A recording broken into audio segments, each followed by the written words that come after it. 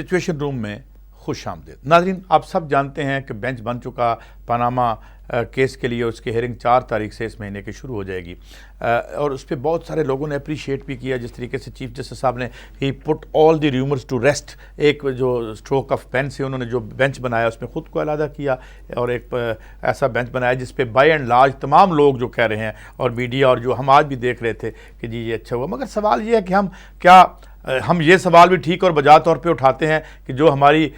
Political history رہی، judicial history رہی، صحافت کی ہسٹری رہی، کیا کیا لوگ آئے اچھے برے آتے جاتے رہے، مگر جتنا پریشرز ہم ڈال دیتے ہیں اور پھر خاص طور پر ایک ایسی سوسائٹی میں جہاں تقریباً یہ کنسنسس موجود ہو کہ بائی اینڈ لارج زیادہ تر جو ادارے ہیں جنہوں نے انصاف کو مدد فراہم کرنی ہے، آخری جو سٹیج ہے جو سپریم کورٹ ہے، کیا وہ کام ٹھیک کر رہے ہیں یا نہیں کر رہے، اور پھر جو پریشر بھی آتا ہے، مگر سوال یہ ہم اس لیے اٹھا رہے ہیں کیونکہ جو پولیٹیکل ایلیٹ ہے، جو دانشور ہیں، جو یہاں کی سول سوسائٹی ہے، وہ کہتے ہیں جی کرپشن کی وجہ سے ہم برباد ہیں، اور عوام یہ سمجھ رہے ہیں کہ کرپشن کا کہیں تو خاتمہ ہو، سپریم کورٹ اس کے خاتمے کا کم از کم آغاز کر دیں۔ تو کیا یہ آغاز ہو سکتا ہے، جس کے بارے میں بہت رجائیت ہے، بڑے آپٹیمسٹک ہیں جو یہ سلسلہ شروع ہو رہا ہے۔ اس سے پہلے ایک طویل ہم ایکسرسائز کر چکے ہیں، جیسے بعد میں ہمارے آؤٹ گوئنگ جو چیف جسٹس صاحب ہیں انہوں نے پھر اس کو ایک رستہ لمبا دکھا دیا، پھر دوبارہ یہ شروع ہوگا، مگر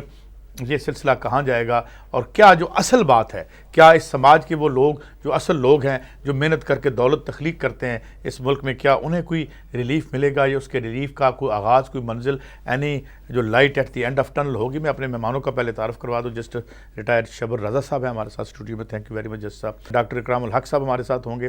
معروف قانون دان ہیں اور دانشور ہیں اور لکھاری بھی، اور جناب جسٹس ریٹائرڈ شائق عثمانی صاحب نے ہمیں کراچی سے جوائن کیا۔ میں عثمانی صاحب آپ سے بات کا آغاز کرتا ہوں۔ ایک تو جو بائی اینڈ لارج جو باتیں آ رہی ہیں، میرے خیال میں ایک بڑا دانشمندانہ فیصلہ ہوا چیف جج صاحب کی طرف سے، جسے لوگ اپریشیٹ بھی کر رہے ہیں۔ تو کیا جو ایک یہ امید بندی ہے بھلے سے کسی کے بھی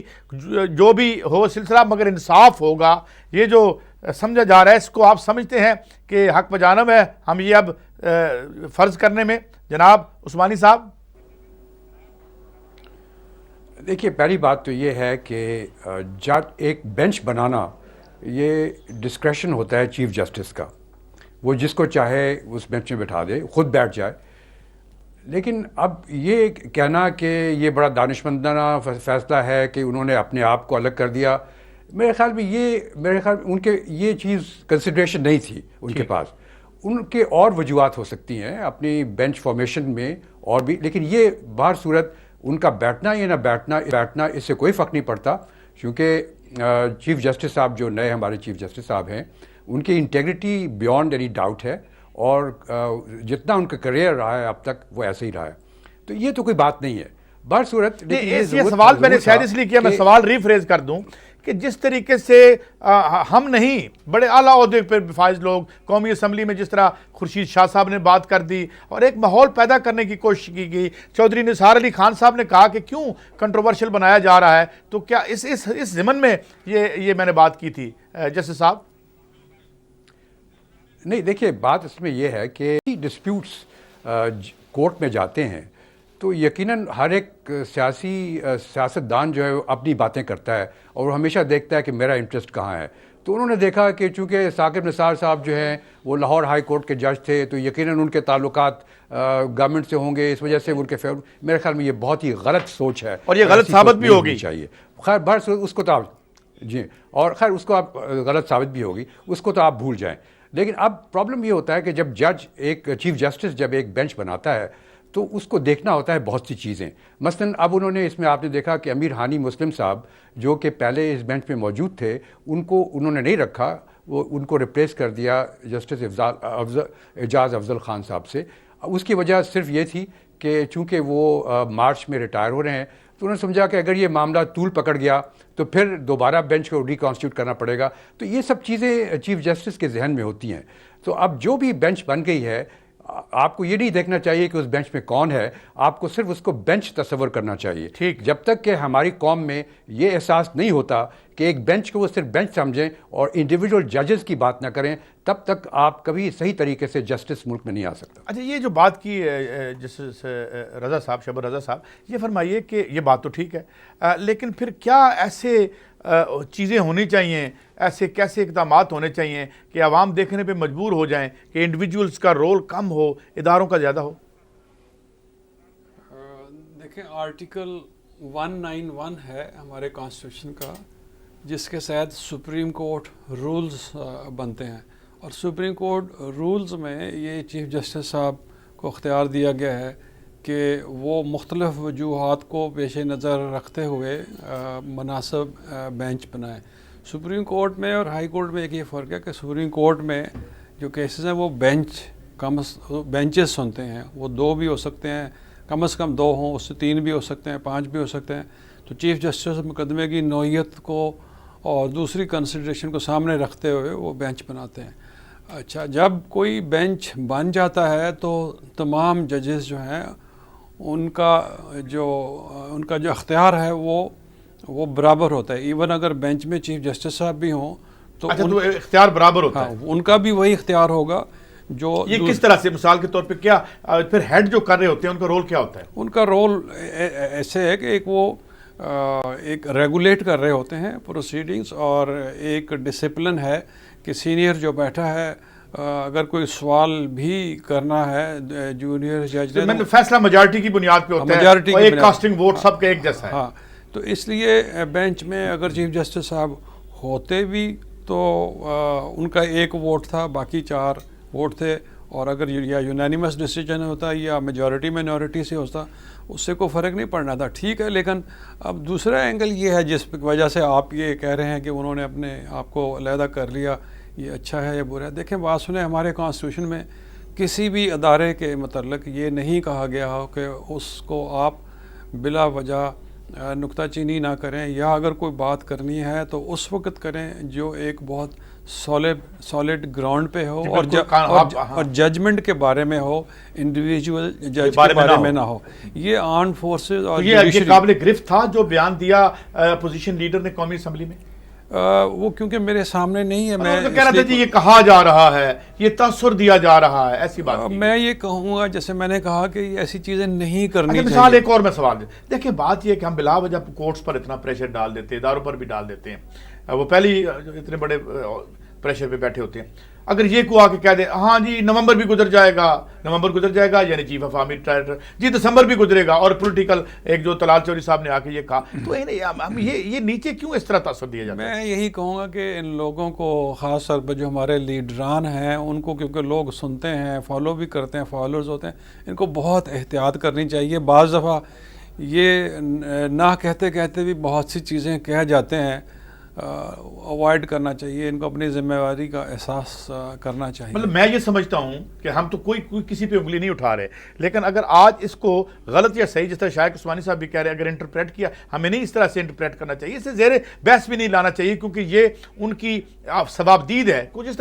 طریقے کا مرضی بینچ تشکیل دے دیں, لیکن یہ جو باقی ہمارے پلر آف دی اسٹیٹ ہیں, ان کو جو لوگ ریپرزینٹ کرتے ہیں, شائق عثمانی صاحب میں آپ سے یہ پوچھنا چاہوں گا کہ یہ لوگ جو نیچے پولیٹیکل ڈسکورس چلتا ہے, پریس کانفرنس چلتی ہے, جب ہم دیکھتے ہیں کہ جناب ایک پیشی کے بعد آ جاتے ہیں اور وہاں چٹکلے سنائے جاتے ہیں, اور وہاں ایک دوسرے سے سبقت لے جانے کی ہم کوشش کرتے ہیں, کیا یہ بھی ایک وجہ ہے کہ جو ہم نے اس کو ایک بنا دیا ہے اس طریقے سے؟ عثمانی صاحب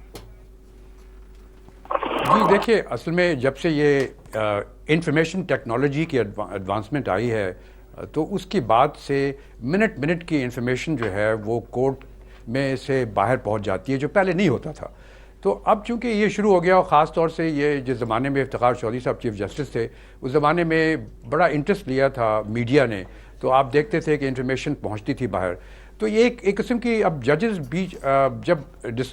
سن رہے ہوتے ہیں کیس کو, تو وہ ریمارکس پاس کرتے ہیں, وہ ہمیشہ کئی دفعہ اس واسطے بھی پاس کرتے ہیں کہ وہ چاہتے ہیں کہ وکیل جو ہے اس کو ذرا ایکسپلین کرے جا. ان کا مقصد یہ نہیں ہوتا کہ وہ انہوں نے کوئی فیصلہ کر دیا, لیکن وہ چیز جب آپ پریس میں ایک ٹکٹ ٹیپ میں دکھاتے ہیں تو لوگوں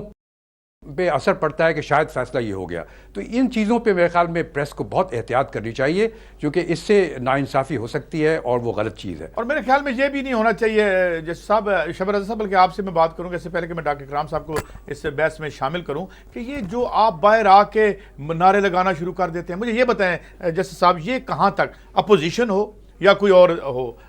اگر عمران خان صاحب کے اوپر الزام ہے، نواز شریف صاحب کے اوپر الزام ہے، یا کسی اور پارٹی کے ہیڈ پہ الزام ہے، تو لا میکر آ جاتے ہیں جس طرح تمام جو ہے ان کو ایکسیس تھی اس ریکارڈ پر، اور وہ آ کے اس طریقے سے دفاع کرنا شروع کر دیتے ہیں. یہ ہے دنیا میں ایسے؟ نہیں، ایسا نہیں ہے. اور اس میں جتنے بھی یہ لوگ کرتے ہیں ان کو بھی، اور میں ریکویسٹ کروں گا اور میڈیا کو بھی کروں گا کہ ان کو انکریج نہ کریں. بعض دفعہ میڈیا والے بھی ایسے سوال کرتے ہیں کہ ان کو انوالو کرتے ہیں، انڈلج کرتے ہیں. دوسری بات یہ کہ یہ میں سمجھتا ہوں کہ ایون رجسٹرار صاحب کو بھی، جو ایڈمنسٹریشن ہوتی ہے سپریم کورٹ ہائی کورٹ کو، ان کو بھی اس میں تھوڑا سختی کرنی چاہیے، اور میڈیا والوں کو، اور جو اس قسم کے بیانات وہاں دیتے ہیں ان کو روکنا چاہیے. میں بات کو آگے بڑھاتا ہوں. ڈاکٹر اکرام صاحب نے ہمیں جوائن کیا. ڈاکٹر صاحب thank you very much for your time. Doctor صاحب ہم بات یہ کر رہے ہیں کہ ایک نئے بینچ کی تشکیل ہوگی، اس کو سارے لوگ سراہ بھی رہے ہیں، اور خاص طور پر ایک خاص بیک گراؤنڈ تھی، اسٹیٹمنٹس آئیں، چوہے نثار علی خان صاحب کی پریس کانفرنس، اسمبلی میں خورشید شاہ صاحب کی تقریر اور اشارے، یہ جو اوپر سے یہ اشرافیہ کے طرف سے سارا سب کچھ آ رہا تھا. میرا سوال آپ سے یہ ہے کہ اب آپ کو کیا لگتا ہے، کیونکہ میں یہ جانتا ہوں کہ وہ تمام باڈی آف ایویڈنس جو پیش کی گئی اس پہ آپ کی گہری نگاہ ہے، آپ نہ صرف وکیل ہیں بلکہ ایک جرنلسٹک بھی آپ کی ہے، آپ لکھتے بھی ہیں. یہ فرمائیے کہ اب آپ کیسے دیکھ رہے ہیں یہ کیس کیسے تشکیل پائے گا، اور یہ جو تاثر ہے کہ تھنگز بہتر ہوں گی اور انصاف کی طرف جائیں گی، آپ کو کیا لگتا ہے؟ یہ عدالت عظمیٰ تو اس کے بارے میں کوئی ان کے بینچوں کے بارے میں یا اس کے سب جوڈس کیس کے بارے میں غیر محتاط رویہ رکھنا، جیسا کہ سیاسی لوگوں نے پاکستان میں رکھا ہوا ہے، ایک انتہائی افسوس کی بات ہے. کیونکہ ہم سب کو انتظار کرنا چاہیے کہ عدالت عظمیٰ ظاہر ہے کہ سب سے بڑی عدالت ہے، اور وہ اپنے معاملات کیسے ریگولیٹ کرتی ہے انہیں ہم سے بہتر پتہ ہے. دراصل اس کیس میں جیسے ہم سب جانتے ہیں کہ اونس جو ہے وہ اب پرائم منسٹر اور ان کی فیملی پہ ہے، کیونکہ انہوں نے ملکیت مان لی ہے کہ ہمارے لندن میں فلیٹس ہیں، جو اس سے پہلے کبھی انہوں نے نہیں مانے تھے. اب اس کا جو منی ٹریل ہے وہ فیملی کے مختلف لوگوں کے بیانات میں مختلف طریقے سے آیا ہے، اور یہ وہ پریشانی کی بات ہے اور تضاد کی بات ہے جسے آئندہ دنوں میں جا کر دیکھنا ہے کہ وہ ریکنسائل کر پاتے ہیں. بٹ صاحب نے بیان دیا تھا ان کے وکیل نے کہ جی وہ تو زمانہ ایسا تھا، ہماری رسیدیں نہیں ہوتی تھیں، پتھر کے زمانے کی بات کر رہے ہیں آپ. جی وہ تو ایک بیان تھا کہ یہ قطری والا جو کنیکشن آیا، اس سے پہلے آپ دیکھیے کہ کسی نے کہا کہ اس کا جو براہ راست خرید تھی، کسی نے کہا کہ یہ عزیزیہ اسٹیل سے ہوا، کسی نے کہا کہ گلف کا پیسہ لگا تھا. تو مختلف تصادات ہیں، اور یہ کب لیے گئے، کس طرح لیے گئے، تو یہ ہم نہیں کہہ رہے، یہ ہم مختلف زمانوں میں جو فیملی نے مختلف لوگوں سے بات کی تو ان کے بیانات میں جو تضادات ہیں وہ اس کو ریکنسائل ہونا ضروری ہے. تو یہ مگر آج کہا ہے ان کے اکرم شیخ صاحب نے کہ جی ہمارے پاس تمام ٹریل ہے، ہم اسٹیبلش کر دیں گے. مگر آپ اچھا عثمانی صاحب، آپ یہ سمجھتے ہیں کہ اب اونس جو ہے وہ دفاع کرنے والوں پر ہے کہ وہ بتائیں، یا پھر یہ آرگیومنٹ کورٹ لے سکتی ہے کہ جی اس زمانے میں ٹرانزیکشن ایسی ہوتی تھی، اس کی کوئی لیگل، اس کی کوئی ثبوت نہیں تھے، کوئی رسیدیں نہیں تھی؟ عثمانی صاحب دیکھیے، اب چونکہ نئی بینچ کانسٹیٹیوٹ ہو گئی ہے اور اس میں 2 ججز نئے ججز ہیں، تو اب یہ کیس فریشلی آرگیو ہوگا، بالکل شروع سے آرگیو ہوگا، کیونکہ 2 ججز پہلے موجود نہیں تھے. ڈاکیومنٹس وہی استعمال ہوں گی جو پہلے فائل ہو چکی ہیں، لیکن آرگیومنٹس جو ہیں کاؤنسلز کی وہ فریش آرگیومنٹس ہوں گی. اور اب یہ کہنا، اس وقت کہنا کہ اونرس کس کا ہے یا کس کا نہیں ہے، اس سے پہلے کہ آرگیومنٹ ہوں، مشکل ہے، اور کہنا بھی نہیں چاہیے کیونکہ معاملہ سب جوڈس ہے. اور اب اس میں آپ کو دیکھنا پڑے گا کہ چونکہ ڈاکیومنٹس تو وہی رہیں گی، اب آپ اپنی طرف سے چاہے اس کو جو سمجھیں کہ وہ بہتر تھا، یہ بہتر ہے، لیکن جہاں تک ججز کا تعلق ہے وہ اس کو دوبارہ از سر نو دیکھیں گے اور سنیں گے. عصر نو دیکھیں گے. سنیں ایک بریک کی طرف جا رہا ہوں, جب واپس آؤں گا تو جسٹس رضا صاحب سے پوچھیں گے کیا لائن آف آرگیومنٹ بدل جائے گی, کیونکہ بہت کچھ تو ہم دیکھ بھی چکے ہیں. ایک طویل قسم کی ہیئرنگ ہوئی, ہم نے اسے رپورٹ بھی کیا, اور یہ جو بات ابھی ڈاکٹر کرام الحق صاحب نے کہی ہے اونس کی, یہ اونس کی بات کی بازگشت تو عدالت کے اندر بھی فاضل ججز کے حوالے سے بھی سننے میں آئی ہے. مگر سوال ہم یہ پوچھیں گے کہ کیا یہ آل ٹوگیدر کوئی نئے ایویڈنس پیش کیے جا سکتے ہیں جو یک جنبش قلم پچھلے جو آرگیومنٹس ہیں ان کو بھلے کنٹراڈکٹ کرتے ہوں یا ان کو امپروو کرتے ہوں؟ کیسا ہوگا سلسلہ جب آگے بڑھے گا؟ واپس آتے ہیں بریک. Welcome back. جسٹس شبر رضا صاحب, یہ جو ابھی بات ہوئی ابھی تھوڑی دیر پہلے آف دی اسکرین بھی ہم بات کریں, تو کیا یہ ایشوز دوبارہ اٹھائے جا سکتے ہیں مینٹینیبلٹی کا, جو یہ اشارے مل بھی رہے ہیں کہ شاید اٹارنی جنرل جو ہیں یہ اٹھا دیں, اور کیا جو تمام پچھلے آرگومنٹس ہیں وہ بالکل ان کا کوئی آگے اثر نہیں ہوگا؟ دیکھیں, جو ابھی بینچ بنا ہے اس میں 3 جج صاحبان وہ ہیں جنہوں نے پہلے کیس سنا, اور اس میں کافی ڈاکومنٹس بھی جو ہیں وہ آ گئے ہیں ریکارڈ پہ. اب کورٹ کے اوپر کوئی بندش نہیں ہے کہ اگر وہ کوئی نیا, اگر in the interest of justice article 187 کے تحت کوئی بھی آرڈر پاس کر سکتے ہیں, کسی ڈاکومنٹ کی پروڈکشن کے لیے کہہ سکتے ہیں, اجازت دے سکتے ہیں. تو لیکن بائی اینڈ لارج کیونکہ ایسے معاملے میں, اور میرا خیال ہے وہ ایک پینڈورا باکس نہیں کھولیں گے, کیونکہ اگر ایک پارٹی کو اجازت دیں گے نئے ڈاکومنٹس کا اور نئے پوائنٹس ریز کرنے کا, پھر دوسری طرف سے بھی وہی چیز ہوگی, تو یہ معاملہ لمبا ہو جائے گا. انڈر کوسچن آئے گی کہ یہ عدالت سن بھی سکتی ہے. میں آ رہا ہوں. دوسری بات یہ ہے کہ مینٹینیبلٹی پہ پہلے جو ہے پٹیشنر یا حکومت جو ہے, پٹیشنر سائڈ تو نہیں, حکومت نے یہ بڑا کیٹیگوریکلی کہا تھا کہ جی ہم مینٹینیبلٹی چیلنج نہیں کریں گے اور کورٹ جو ہے اس کو ڈیسائیڈ کرے میرٹ پہ. تو اب ان کے لیے بھی, کیونکہ یہ آسان نہیں ہوگا کیونکہ اوپن کورٹس میں ایک انہوں نے کمٹمنٹ کورٹ کے سامنے ہی کی ہے نا, تبھی اسی کورٹ کے سامنے کیس لیٹ سے کہ ری آرگو بھی ہو, تو لوگ جن پوائنٹس پہ جیسا ٹیکنیکلی, کیا یہ ٹیکنیکلی ایڈمیسیبل پوائنٹ ہے؟ اخلاقی طور پر تو ظاہر نہیں کرنا چاہیے جو پہلے آپ نے کہا ہے, پھر اس کو نہیں ٹیکنیکلی بھی ہے. جو چیزیں آپ نے پہلے سے کمٹ کر دی ہیں, ٹھیک ہے. دیکھیں, case is being heard before the supreme court of Pakistan, not before the individual. Before the supreme court of Pakistan اگر انہوں نے کوئی چیز آپس میں کمٹ کر لی ہے کہ جی یہ پوائنٹ ڈیسائیڈڈ ہے, اگلے پہ چلیں, تو اس پہ میرے خیال میں کہ اب جو جاتے ہوئے یہ بات کہہ گئے ہیں اور قانونی طور پہ کہہ گئے ہیں جمالی صاحب کہ یہ جو پچھلی پروسیڈنگز ہیں یہ بس ختم ہے یہاں پہ اور اب نئے سرے سے ہوں گی. نہیں, اس کا یہ مطلب تو نہیں ہے کہ جو چیزیں آپ نے پہلے سے طے کی ہیں اس پہ سے اب سب میں سے آپ ودڈرا کر جائیں گے, میرا خیال ہے بڑا مشکل ہے. جی عثمانی صاحب, آپ کیا سمجھتے ہیں جو ابھی ہم بات کر رہے ہیں کہ جو پچھلے بھی کچھ کنٹینویشن ہوگی پاسٹ کی بھی؟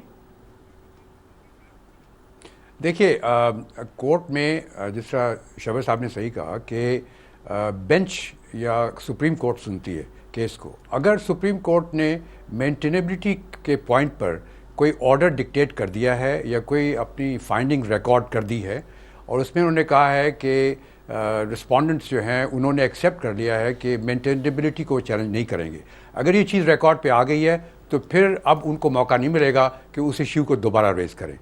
جہاں تک کہ ڈاکومنٹس کے تعلق ہے, جو ڈاکومنٹ ریکارڈ پہ ہیں اسی کو وہ دیکھیں گے, لیکن وہ کورٹ کو ہمیشہ یہ پاور ہوتی ہے کہ اگر وہ چاہے تو اور ڈاکومنٹس مانگے اور پھر دونوں سائڈ سے کہہ سکتی ہے کہ آپ ڈاکومنٹ پیش کریں, اس میں کوئی بندش نہیں ہے. لیکن آرگومنٹ جو ہے کیس کی, جو آرگومنٹ جو, چونکہ ایک تو چیز ڈاکومنٹس ہوتی ہے, ڈاکومنٹس تو مین چیز نہیں ہوتی, مین چیز تو آرگومنٹ ہوتی ہے, اور جو آرگومنٹس ہیں وہ اثر نو شروع ہوں گی, یعنی جو پٹیشنرز ہیں ان کو دوبارہ شروع کرنا پڑے گی آرگومنٹس, اور رسپونڈنٹس کو اس کو جواب دینا پڑے گا, وہ چیز اثر نو ہوگی, لیکن ڈاکومنٹس اپنی جگہ برقرار رہیں گی.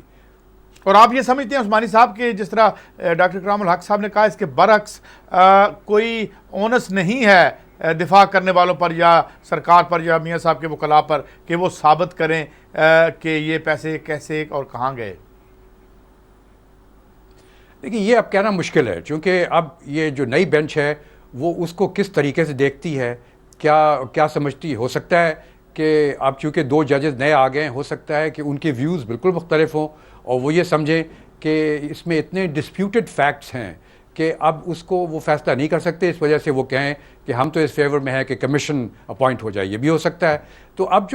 جو نئی بینچ جب بنتی ہے تو اس کا دائرہ بہت وسیع ہوتا ہے اور وہ کوئی بھی دوسرا فیصلہ کر سکیں. یہ الگ بات ہے کہ اس میں ڈسینٹنگ نوٹس ہو سکتے ہیں چونکہ 5 ججز ہیں, لیکن یہ بھی ہے کہ چونکہ ججز آپس میں اس کو ڈسکس بھی کرتے ہیں, چونکہ 3 ججز تو وہی ہیں جو پہلے تھے, تو یہ ہو سکتا ہے کہ جو پہلے ڈسکشن ہو گئی ہے وہ پریویل کرے, لیکن اس میں یہ کوئی چیز حتمی طور سے نہیں کہی جا سکتی. حتمی طور پہ نہیں کہ ڈاکٹر اکرام الحق صاحب, میں ایک اور سوال جو عام آدمی کے ذہن میں اٹھتا ہے وہ یہ کہ یہاں پر قتل ہوتا ہے, فیصلے ہو جاتے ہیں, پھانسی لگتے ہیں, لوگ بری ہو جاتے ہیں, اس طریقے سے ڈیلے بھی ہوتا ہے جسٹس, یہ ہم نہیں کہتے دیوانی کیس بڑے, یہ جو وائٹ کالر کرائم ہے اور یہ جو ہم دیکھ رہے ہیں کہ ایک طویل عرصے سے ہم دیکھتے ہیں کہ کوئی بگ فش نیٹ نہیں ہوتی, اور جس کی ایک شاید وجہ جمالی صاحب نے بھی بتائی کہ نیچے ادارے کام نہیں کرتے. کیا آپ کو کیا لگتا ہے کہ وائی دس, یہ جو کرائم اتنا ایلیوسو کیوں ہے, اتنا پراسرار کیوں بنا دیا جاتا ہے کہ کوئی نتیجہ نہ نکلے یا بہت لمبا ہو جائے؟ یہ تاثر ہے. یہ جو انسٹیٹیوشنل فریم ورک ہے ہمارے یہاں پہ خاص طور پر, وہ ایک تو بڑے آؤٹ ڈیٹڈ ہو چکے ہیں. نمبر 2, جو اداروں کے اندر لوگ کام کرنے والے ہیں وہ اپنے آپ کو ریاست کا ملازم سمجھنے کے بجائے حکومت وقت کا ملازم سمجھتے ہیں. نمبر 3, ہمارے ہاں جو بہت بڑا مسئلہ یہ ہے کہ جو کورٹ کے اندر ڈیلیورنس کا سسٹم ہے وہ اب اتنا سلو اور آؤٹ ڈیٹڈ ہو چکا ہے میری نظر میں. ایسے چیزوں کے لیے آپ نے دیکھا, ہم نے اسپیشل کورٹس بھی بنا کر دیکھی, اینٹی کرپشن کی, نیب کے بھی, مگر وہاں پہ بھی 20 سال سے, اب مجھے سمجھ نہیں آتی 20 سال سے وہاں معاملات کیسے پینڈنگ. خود اسی خاندان کے معاملات جو ہیں 12 ریفرنس آپ کو یاد ہے کہ انہوں نے کہا مارچ میں ختم کر دیں گے, وہ مارچ پتہ نہیں کہاں گیا, پھر کہا سپٹمبر میں کر دیں گے, پھر کہا جی دسمبر میں کر دیں گے, اب ہم 2017 میں بات کر رہے ہیں. تو اگر یہ معاملات ایسے ہی رہیں گے, جیسا میں نے کہا کہ ایک حقائق جو اس کیس میں ہیں وہ یہ ہیں کہ باہر کی ایک کمپنی کے جب ڈیٹا ہیک ہوا یا ریلیز ہوا, جیسے بھی ہمیں نہیں پتہ, اس سے یہ پتہ چلا کہ ہمارے جو اس وقت رولنگ فیملی ہے ان کے باہر اثاثے ہیں. ان اثاثوں کو پاکستان میں انہوں نے کبھی ڈکلیئر نہیں کیا. اگر اس بات کو مان بھی لیا جائے کہ بڑے میاں کیا جو ان کا ڈکلیئر نہ کرنا ہے ان اٹ سیلف اوفینس بنتا ہے؟ جی, میں یہ کہاں سے پیسے آئے اس کو چھوڑ دیتا ہوں. جی, میں اسی طرف آ رہا ہوں. دیکھیے, انہوں نے اب یہ ایک بیان لیا ہے کہ 1980 سے لے کر 1999 تک, جب تک مشرف صاحب نے, یہ تو یہیں ریزیڈنٹ تھے, بڑے میاں صاحب بھی, پوچھا جائے کہ قطر میں جو ان کی انویسٹمنٹ تھی, کیپٹل تھا, وہ انہوں نے یہاں اپنے اثاثوں میں ڈکلیئر کیا کہ نہیں کیا. دیکھیے, آپ کسی کرنا پڑتا ہے, لازمی جی بالکل کرنا پڑتا ہے. ویل ٹیکس بھی تھا ہمارے ہاں 2003 تک. اب دیکھیے, ایک چیز کو اگر آپ ثابت کرنا چاہتے ہیں کہ یہ حقیقت پہ مبنی ہے تو آپ پاکستانی ٹیکس ڈیکلیریشن کو ہی دیکھیں گے نا. اگر یہ ٹیکس ڈیکلیریشن پاکستان میں نہیں کیے گئے تو اب اس کا فائدہ کیسے حاصل کیا جا سکتا ہے؟ ڈاکٹر صاحب, میں آ کے آپ کی بات کو مکمل کرتا ہوں, مجھے ایک بریک لینی ہے, مگر کیا جج صاحب سے اور جج صاحبان سے بھی یہ پوچھتے ہیں اگر یہاں ڈکلیئر نہیں کیا گیا تو ان اٹ سیلف یہ offense اگر یہ اسٹیبلش ہو جاتا ہے تو کیا اس پہ کوئی پیونیٹیو ایکشن یا سزا ہو سکتی ہے؟ بات جاری ہے, ہمارے ساتھ رہیے. Welcome back. آج ملک کے اعلیٰ لیگل مائنڈ جو ہے ہمارے ساتھ, اور ہم چیزوں کو سمجھنے کی کوشش کریں. جیسے صاحب شبر رضا صاحب, میں آپ کی طرف آتا ہوں. 2-3 باتیں ہوئیں. ایک تو بات یہ کہ جی اوریجن ٹھیک تھا نہیں تھا. ابھی ایک ڈاکٹر اکرام صاحب نے بات کی کہ جناب یہ 13 سال رقم تو موجود رہی کسی نہ کسی صورت میں,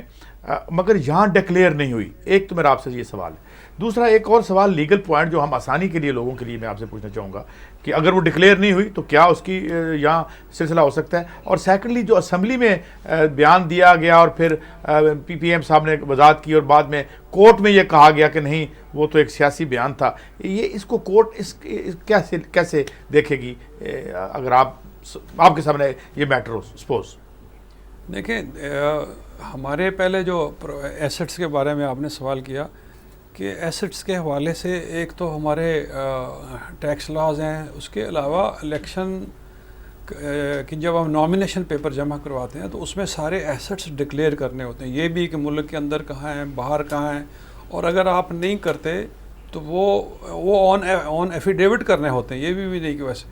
تو وہ ایک اس کا وہ اوفینس ہے الیکشن لاس کے تحت. اور جب آپ ٹیکس اتھارٹیز کے سامنے وہ چیزیں چھپاتے ہیں تو وہاں پہ بھی ہیں. دوسرا آپ کا سوال ہے اسمبلی والا. اسمبلی میں دیکھیں, وہ کہتے ہیں کہ پروسیڈنگز جو ہیں وہ کہیں کورٹ میں ڈسکس نہیں ہو سکتی. پروسیڈنگز نہیں ڈسکس ہو سکتی, لیکن یہ ایک پرائم منسٹر کے اوپر الزام تھا، اور پارلیمنٹری سسٹم میں پارلیمنٹ جو ہے وہ مدر آف آل انسٹیٹیوشنز ہے، اور کانسٹیٹیوشن میں اگر کہیں پرائم منسٹر یا کیبنٹ رسپانسبل ہے یا اکاؤنٹیبل ہے تو آرٹیکل 91 کے تحت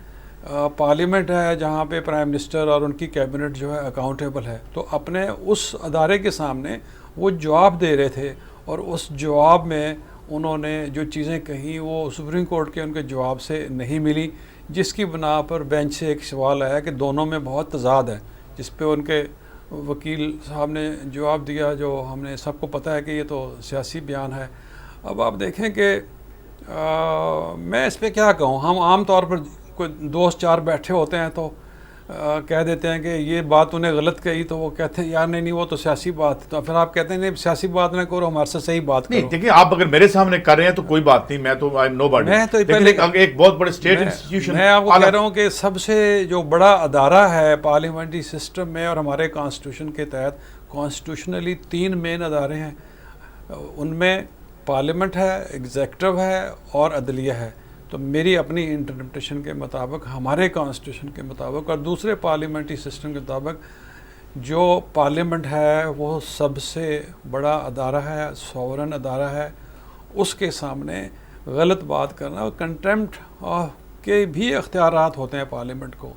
اور کانسٹیٹیوشن کے سامنے آپ کانسٹیٹیوشن کے انڈر آپ اکاؤنٹیبل ہیں آرٹیکل 91 کے مطابق، تو یہ بہت بڑی چیز ہے۔ اچھا، میں یہی سوال جیسے شائق صاحب آپ کی طرف لے کے آ رہا ہوں، یہ تو رائے آپ نے سنی، ایک تو یہ کہ محض رقم کا باہر موجود ہونا اور آپ کا وطن عزیز میں موجود ہونا، الیکشن لڑنا یا دیگر ایکٹیویٹیز میں رہنا اور یہاں نہ ڈکلیئر کرنا، یہ کیا کافی ہے کسی سزا جزا کے لیے؟ اور سیکنڈلی یہ جو بیان اور سیاسی بیان کی جو ڈسٹنکشن کرنے کی کوشش کی گئی تھی لاسٹ ہیئرنگ میں، آپ شبر رضا صاحب سے اتفاق کرتے ہیں جناب شائق عثمانی صاحب؟ دیکھیے، جو شبر صاحب نے کہا کہ جو اگر آپ ایسٹ ڈکلیئر نہیں کرتے تو آپ جواب دہ ہوتے ہیں ٹیکسیشن اتھارٹی کے سامنے، اور اگر آپ کوئی کینڈیڈیٹ ہیں کسی پولیٹیکل آفس کے لیے یا ممبرشپ کے لیے، تو اس صورت میں آپ کو اپنے ایسٹس اگر غلط ڈکلیئر کرتے ہیں یعنی آپ چھپاتے ہیں تو آپ کی جو ممبرشپ ہے اس کو کینسل کیا جا سکتا ہے۔ یہ تو ایک مانی ہوئی بات ہے، اس میں تو کوئی کسی قسم کا ڈاؤٹ نہیں ہے۔ اب دیکھنا یہ ہے کہ وہ کس حد تک انہوں نے غلط بیانی کی ہے، یہ تو پوائنٹ آف فیکٹس ہیں جو کہ ان چیزوں کو ڈاکیومنٹس کو دیکھ کر کے فیصلہ کرنا پڑے گا کہ کس حد تک کہ انہوں نے چھپانے کی کوشش کی ہے، یہ غلط بیانی کی ہے۔ اور اگر یہ ثابت ہو جاتا ہے کہ انہوں نے غلط بیانی کی ہے اور چھپایا ہے تو یقیناً وہ ڈسکوالیفائی ہو جاتے ہیں from being a member of the parliament, چونکہ یہ ایک افینس ہو جاتا ہے۔ یہ تو اپنی جگہ ہو گیا۔ ٹھیک۔ دوسرا، جہاں تک کہ آپ یہ بات کر رہے تھے کہ جو انہوں نے اسٹیٹمنٹ پارلیمنٹ میں دی تھی، اب یہ کنٹرڈکشن یقیناً سامنے نظر آتا ہے کہ ایک انہوں نے کچھ اور بات کہی پارلیمنٹ میں، اور جو ڈاکیومنٹس پیش کیے گئے اور جو چیزیں کورٹ میں کہی گئیں وہ مختلف ہیں۔ کنٹرڈکشن یقیناً موجود ہے، لیکن کنٹرڈکشن جو ہوتا ہے وہ ایک ڈسپیوٹ، فیکچول ڈسپیوٹ ہوتا ہے، اور وہ پوائنٹ آف فیکٹس پہ ڈسپیوٹ ہوتا ہے، اس کو پھر ایگزامن کرنا ہوتا ہے۔ بغیر ایگزامن کیے کورٹ امیجیٹلی کوئی فیصلہ نہیں کرے گی، وہ موقع دے گی ان کو اس کنٹرڈکشن کو وہ دکھانے کے لیے کہ کنٹرڈکشن نہیں تھی، اور وہ جو کہہ رہے ہیں کہ یہ سیاسی بیان تھا، کورٹ ان کو موقع دے گی دکھانے کے لیے کہ آپ نے سیاسی بیان جو کہہ رہے ہیں اس کے کیا محرکات تھے، آپ نے کیوں سیاسی بیان دیا تھا اور کیوں ایک ایسی بات کی جس سے کہ آپ کنٹرڈکشن ہوتی ہے۔ یہ سب چیزیں ان کو ایکسپلین کرنی پڑیں گی۔ اچھا، یہ ایکسپلین کرنی پڑیں گی، لیکن آپ کیا سمجھتے ہیں، یہ آپ مانتے ہیں کہ اگر کنٹرڈکشن ہے اور کورٹ کے سامنے آ گئی ہے تو یہ مجھے بریک کا کہا جا رہا ہے، میں بریک کی طرف جا رہا ہوں، مگر واضح طور پہ شائق عثمانی صاحب کی ظاہر ہے ثابت تو کرنا پڑا فیکچول کیا سلسلے، اور بھی دلچسپ پہلو ہیں اس کے، خاص طور پر وہ جو قوانین استعمال کیے جاتے ہیں یہاں پر ناجائز کالی دولت کو چھپانے کے لیے، کورٹ اس ضمن میں کیا کر سکتی ہے، کیا با اختیار ہے یا نہیں، یہ سوال پوچھیں گے جب ہم واپس آئیں گے ہمارے ساتھ۔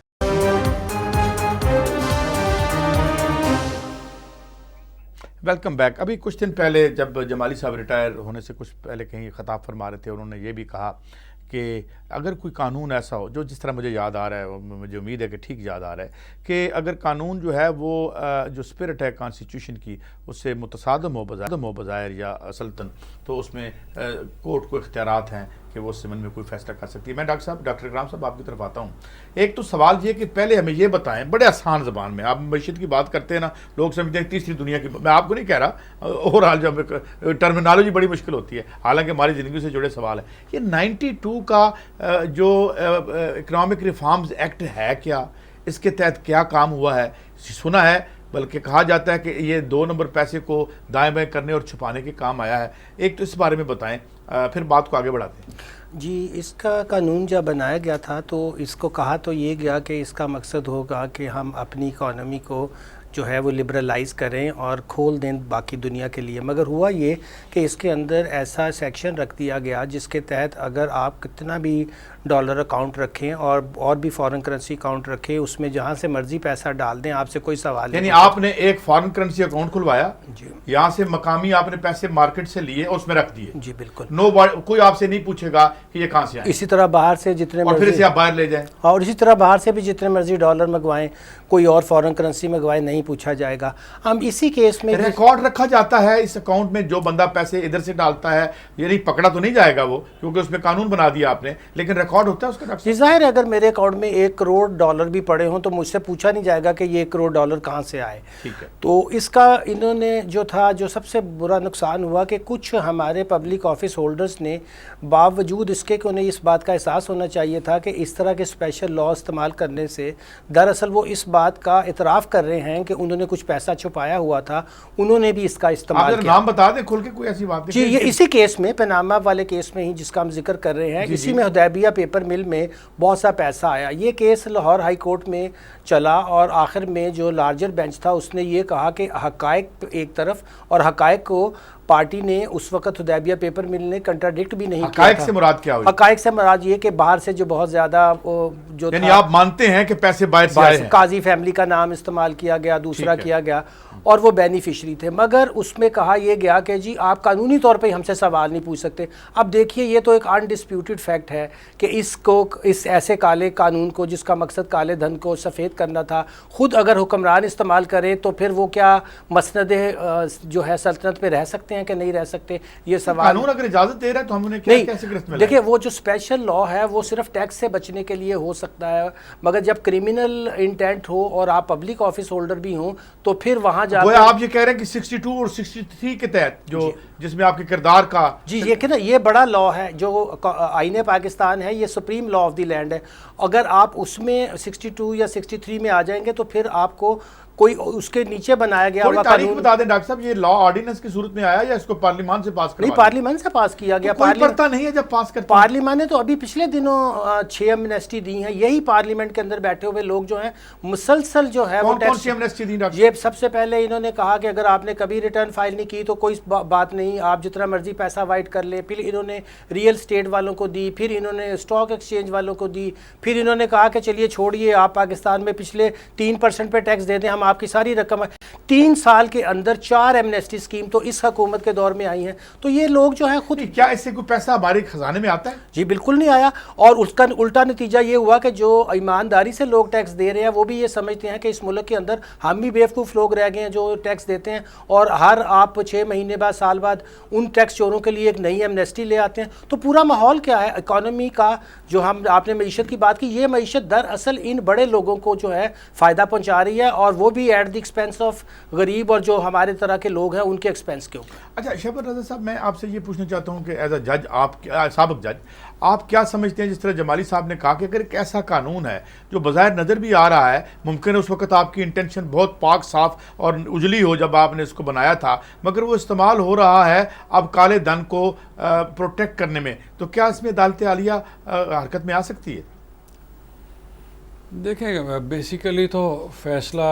جو قانون کا جو ٹیکسٹ ہوتا ہے, یعنی قانون کی جو زبان ہوتی ہے, اس کے مطابق ہی اس کی انٹرپریٹیشن ہوتی ہے. لیکن فیکٹس